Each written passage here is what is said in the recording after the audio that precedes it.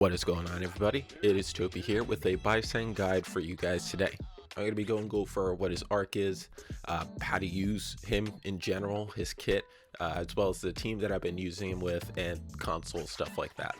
If you do want to see more stuff like this, subscribe. I'll be doing it for other characters, most likely Neverness. But let's get into Baicang. This is my current Baicang build. Crit rate at 60, crit damage at 96, in addition to 1300 attack. He is a main damage dealer that uses a sort of life drain mechanic in order to mark enemies, which increases his overall damage output. As we can see for his arc, we're using the Camellia Society. Why are we doing this? Well, off the bat, it's an S rank, which means it has a pretty decent base attack. Also has crit rate as its substat, and if we look here, it increases crit damage by 16% for 5 seconds. It stacks up to 4 times, and this happens when the wearer, which is Baicang, is reducing his damage with reducing his HP without taking damage, which of course happens in his kit, which we'll get to in just a little bit. It also unlocks Silent Garden, which does one of two things, either 5 instances of incantation damage for 32% of its attack, or it does 6 instances of incantation damage for 24% of attack. Now this I wouldn't really care about because it is randomized. It's either going to be the first or the second one. Just think of it as extra damage that's just going to passively happen as you're attacking your enemies and doing his normal rotations and such. As for the console, very simple. There's only really one option for him, and it is the Crimson Twin Butterflies set. Obviously we see it's built for him. I mean, the name itself is after him. In his ultimate, he does this crimson butterfly lands on his finger. It increases incantation damage by 10% and also increases its attack by 6% up to 6 stacks for 10 seconds when the enemy is taking incantation damage. And it works when he's off field as well, meaning that if you have another incantation damage dealer on your team, or just anyone else that does incantation damage, you're going to be proccing this for my boy Baicang. If you don't have this set, or if you have like terrible substats, like you always get like healing bonus for the cartridge, that's fine. You can use Shadow Creed. Obviously Crimson's on top, but Shadow Creed also works because it increases attack by 10%, and then for its legendary, the 4-piece, it increases awareness attack by 25% for 20 seconds after casting a skill, which he's using skills. As for module substats, what you really want here is kind of what's on here. You want damage percent, crit damage, and attack percent. Those are the ones that you need mostly. As for crit rate, I wouldn't say it's too important because, as we can see up top here, crit rate is increased by 7.5% for each type 3 module equipped. So that, in addition to his arc, you're getting a decent amount of crit rate anyways, that it's not necessary for it to be on every single piece. As for his Esper abilities, we're going to start with the supports. As we can see here, when he comes onto the field after his support skill, so it's like intro skill, he's going to generate 1 word of power, the silence. All right, I don't know why I say this weird. 1 power word, silence, on his enemy when he attacks them with that like intro skill. Another one of his is that he increases the length of Scorch. So when he generates a word of power on a target that's affected by Scorch, he like reapplies it, which is pretty solid. You're keeping that damage over time going for longer. As for his basic attack, it is a total of 5 hits in his basic attack combo, but the one that you really have to worry about is hitting 2 times, and then on that 3rd hit, he is going to mark the enemy with Bless, which is one of his power words, one of his 3 power words. When you're using his skill, the first skill, after triggering a dodge, is going to inflict silence, or it's going to mark the enemy with silence. And then Such Crime, this is his normal E when it's like glowing, when it's white and it has like red inside of the butterfly. This is going to do Objugate, and that one is going to be an AoE, and the silence power word is going to be a powerful single target thing. Then when you're on your ultimate, pretty much everything's the same, except he's able to execute a target when their HP is below 10%, and if it's a boss, when it's under 5%.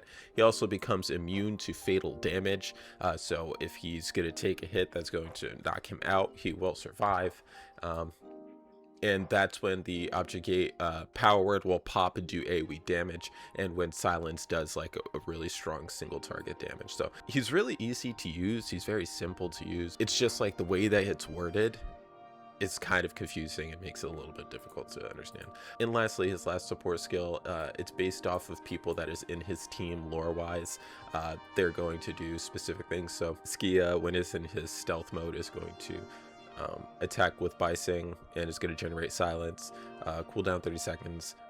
When Fadia's HP drops below 20%, Baicang attacks the enemy one time and heals Fadia one time and generates the word of power silence.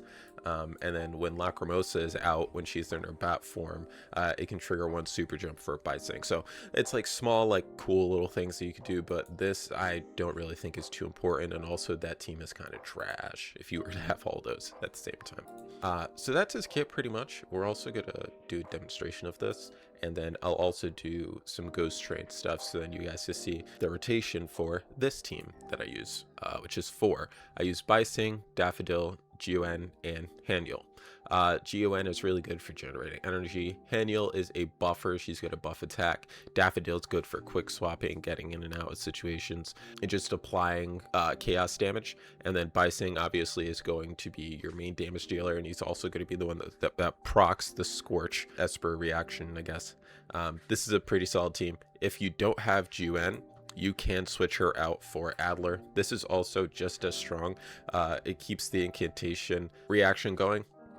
And since Daffodil is able to go on field so many times after her ultimate, it really just keeps that Scorch going, which is really nice. Haniel can be switched out for someone like Edgar. Just some passive healing is always nice. You know, it's not going to really hurt anybody like that. So the team that I will be demonstrating, I'm actually going to do the Adler one. And then because the Gon one doesn't, you don't need her. This is like pretty bare bones. You most likely have Haniel, you most definitely have Adler. If you're watching this, you have Baicang, and then Daffodil is kind of like, I hope you guys have this because this team is like really, really solid. So also, look at that, we're at 29 out of 30. We're so close, but Terminal Station 10 is pretty difficult. So we're going to do 7, and as you can see, we use this team for 7 already. And then as I'm playing, I'm also going to be going through the rotation that I have with this team, and it's really nice. I like how it is. It's pretty clean.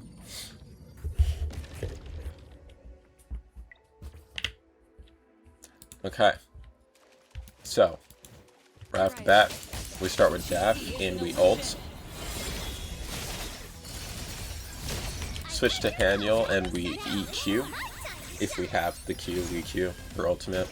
Switch back to Daff. Then we switch to Adler. And we ult. Ult E. I accidentally clicked E ult. Switch back to Daffodil. And then we switch to Baicang. Do his stuff.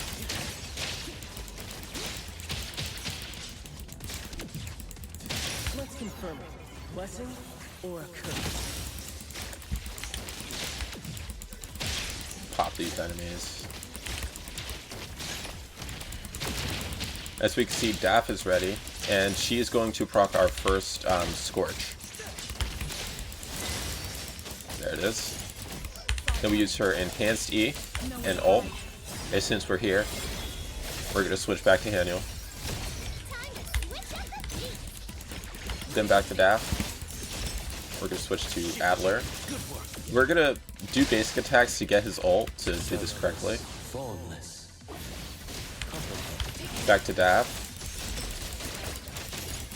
We can wait a few seconds, so then we can use Scorch. And now we have Baicang's ultimate back. That's pretty much it. That's the combo that I use for this team. And as we can see, they were under 10% HP, so they got insta-killed. Back to Daff, enhanced skill, and we ult. And you just keep rinse and repeat over and over, because it's very clean, it's fast, it looks cool. Again, Haniel is here for the attack buff. Adler's here just to pretty much add some incantation damage when Baicang's off field, and also to buff him. That's his set.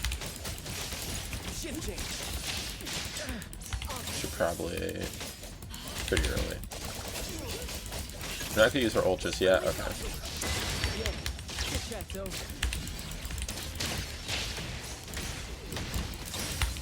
Now we ult.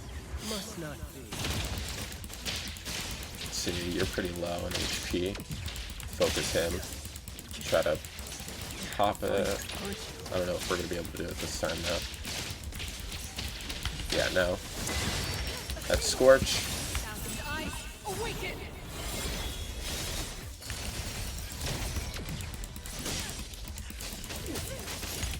Back to Haniel, EQ. It's pretty solid.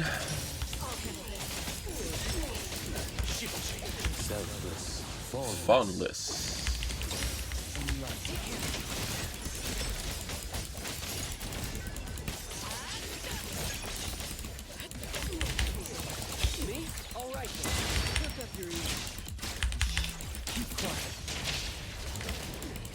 As you see, we used our E that we dodged, and we were able to use our second E to mark him.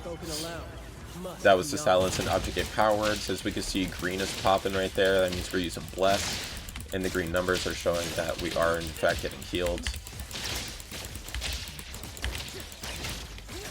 Can we get it? Ah, we were so close. Cool.